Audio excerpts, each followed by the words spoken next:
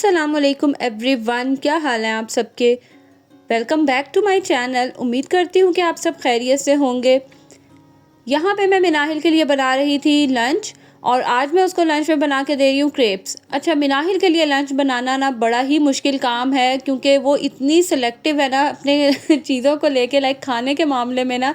तो मुझे बहुत सोच समझ के उसे लंच बना के देना पड़ता है और खाती भी बहुत कम है। लाइक अगर मैं उसको थोड़ा सा भी ज़्यादा दूंगी ना तो वो वापस ले आती है। इसीलिए मैं कोशिश करती हूँ कि वो चीज़ दूँ जो ये खा ले और कम ही दूँ ताकि फिर ये फिनिश करके आए। बहुत ही सिंपल सी इनकी रेसिपी है। आपको नेट पे जो है बेतहाशा रेसिपीज़ मिल जाएंगी। मैं तो बस कह लें कि अपने अंदाज़े से चीज़ें ऐड करती जाती हूँ। एक मैंने इसमें अंडा लिया है, उसमें मैंने 2 चम्मच, आपने देखा होगा खाने वाले भर के, पिसी हुई चीनी डाली, अच्छे से उनको मिक्स किया। उसके बाद मैंने इसके अंदर वनीला एसेंस डाला है और 2 चम्मच मैंने इसमें ऑयल डाला है और साथ ही मैं इसमें हाफ़ कप के करीब जो है ना, वो हाफ़ कप से भी थोड़ा सा कम मैंने इसमें दूध डाल दिया। अगर आप थोड़े ज़्यादा बनाना चाहते हैं, आप इसमें मज़ीद एग और मिल्क जो है ना, वो क्वांटिटी आप इसी हिसाब से ज़्यादा कर सकते हैं। इन सब चीज़ों को अच्छे से मिक्स करने के बाद मैंने इसमें तकरीबन 3 चम्मच जो है ना भर के मैदा डाला था और उसके बाद फिर मैंने इसको अच्छे से मिक्स कर लिया। अच्छा, मैदा डाल के आपने ओवर मिक्सिंग नहीं करनी और इसका जो बैटर है ना वो थोड़ा रनी सा होता तो इनका फ्लेवर थोड़ा पैनकेक से है, लेकिन इसमें बेकिंग पाउडर, बेकिंग सोडा कुछ भी नहीं जाता। तो ये सिंपल से आप कह लें एक मीठी रोटी की तरह के बनते हैं, लेकिन बच्चों को बहुत पसंद आते हैं।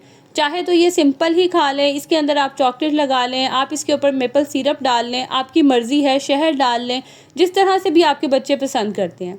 उसके बाद मैंने हल्का सा पैन को ग्रीस कर लिया है और उसके अंदर जो है ना मैं इतना बैटर डाल दूँगी जितना जो है ना मुझे इसकी क्वांटिटी चाहिए, जितनी थिकनेस चाहिए या जितने बड़े ये मुझे चाहिए।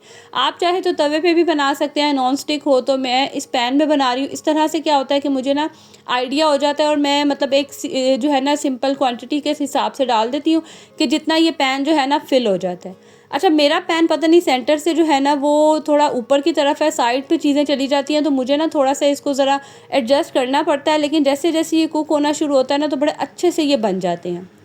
लो फ्लेम पे आपने इसको कुक करना है और उसके बाद जब आप देखें कि एक साइड से जो है ना इसका कलर चेंज हो गया तो आपने इसे फ्लिप कर देना है और दूसरी साइड से भी आपने इसको एज इट इज़ कुक कर लेना है। इतने मज़े के बनते हैं ना, ये यकीन करें, बच्चों के तो फेवरेट है। और मुस्तफ़ा को ना मैं सिंपल कट करके दे देती हूँ, लंबी लंबी सी जो है ना इसकी स्ट्रिप सी कट करके देती हूँ और वो बहुत शौक से खाता है। ये 2 मैंने इसको दिए थे और इसमें से भी जो है ना ये एक आधा वापस ले आई थी। अब आप अंदाज़ा करें कि कितना जो है ना ये कम खाती है। इसके बाद बस मिनाहिल चली गई थी स्कूल और उसके बाद मैं आ गई थी छत पे परिंदों को पानी डालने के लिए। ये जो मैंने रखी हुई है ना बाउल कह लें आप, इसको मैं पहले वॉश करती हूँ और उसके बाद जितना पानी और गंदगी होती है ना वो मैं फेंक देती हूँ।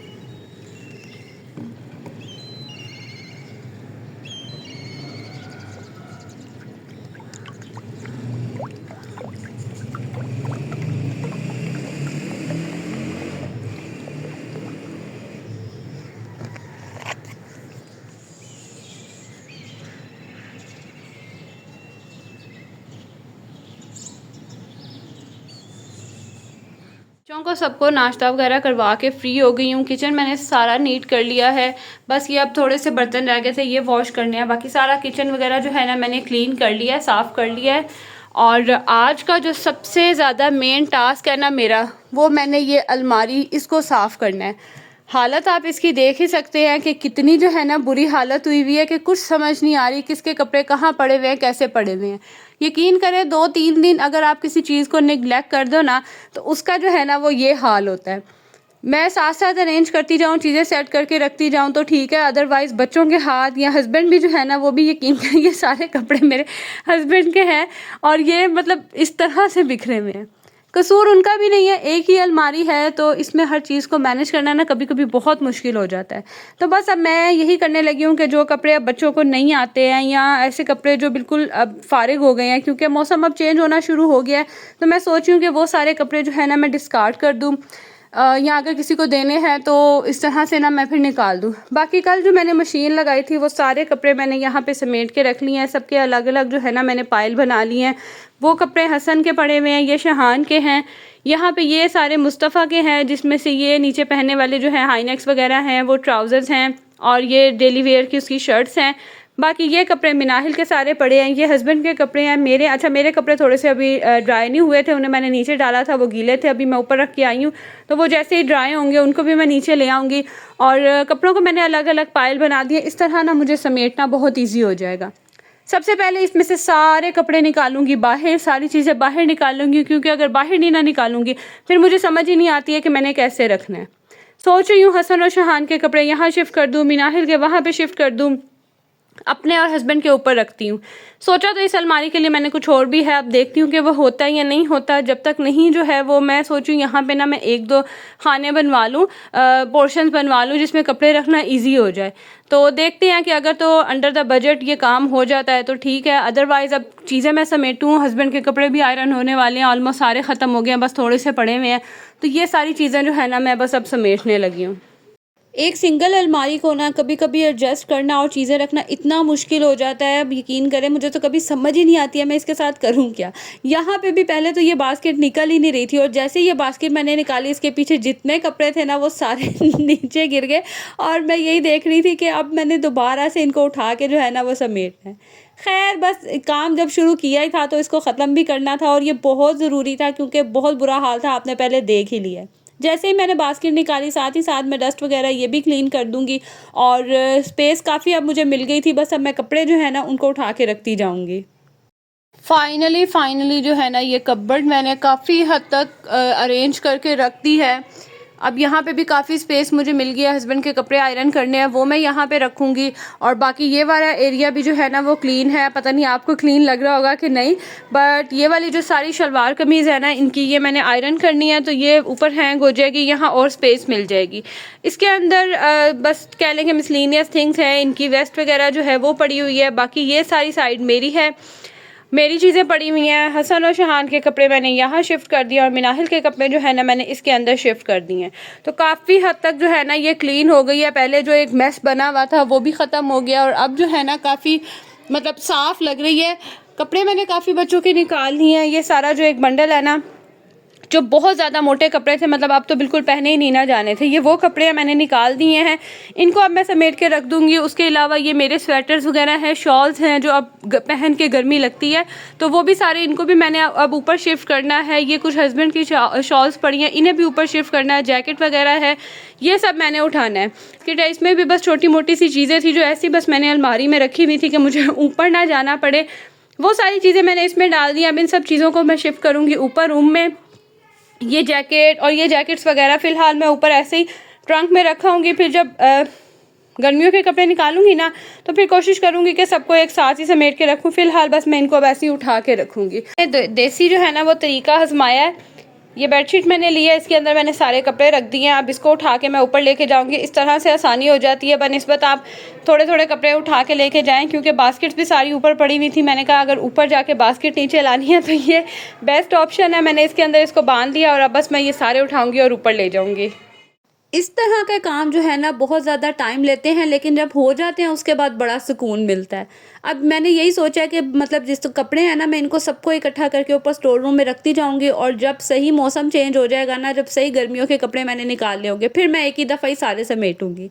इस तरह क्या होता है कि कोई एक आधा पीस ना गर्मियों के या सर्दियों के कपड़ों का रह जाता है, और फिर सारा सीज़न इधर उधर ही बेचारा फिरता रहता है।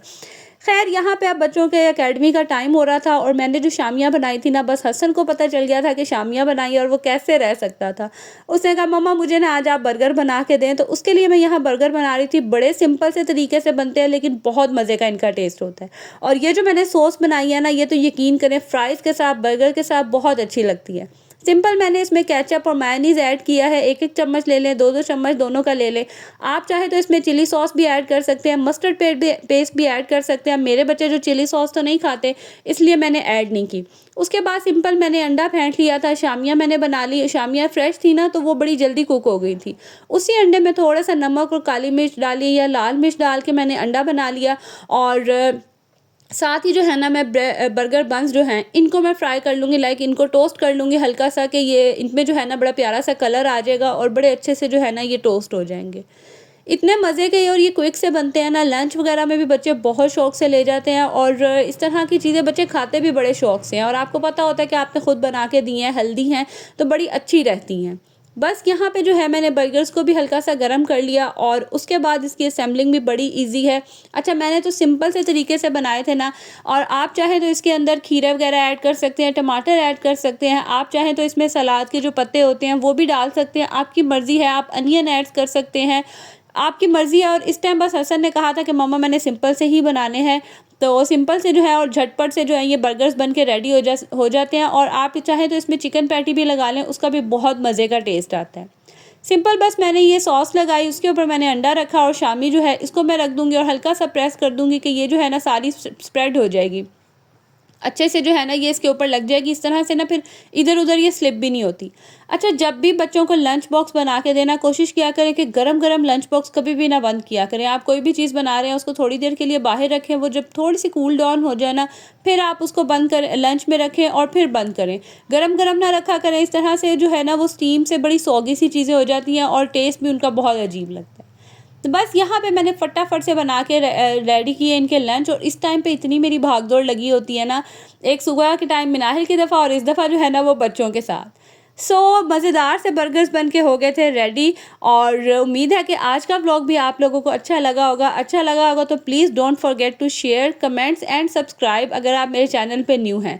तो अब मैं आपसे लूँगी इजाज़त और मिलूँगी अगली वीडियो में। तब तक के लिए जी अल्लाह हाफ़िज़।